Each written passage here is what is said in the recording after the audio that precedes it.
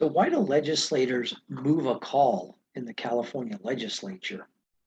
So in committees of the Assembly and Senate and on the floors of the California State Legislature, after initial voting has occurred, but before the final vote is announced, sometimes the committee chair or the presiding officer, you may hear them say, Assembly member so-and-so moves a call, or Senator so-and-so places a call.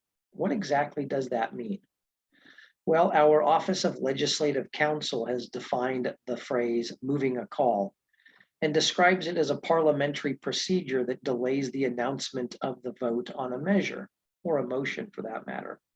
And the purpose of this parliamentary procedure is basically to provide a legislator with additional time to gain generally more support or sometimes opposition to a bill. As you might expect, any calls must be lifted and dispensed with before either the Assembly or the Senate floors adjourn or before a committee adjourns.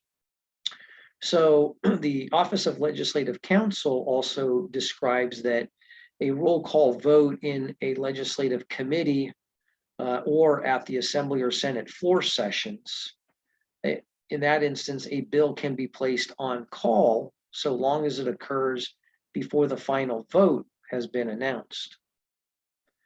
So they may want to vote or even change their vote, and that can occur while the bill remains on call. In most instances, a call is placed at the request of the bill's author, generally because there are an insufficient number of votes to pass that measure off the floor or out of committee. So the purpose of placing the call is to provide the bill's author and their supporters to gain additional votes. But any member can actually place a bill on call. And so perhaps an opponent who hopes to reduce or peel off the number of affirmative votes for a measure might place a measure on call. So again, while a call can be lifted at the request of any member at any time in either a committee hearing or on the floor, the call has to be lifted before the end of the legislative day.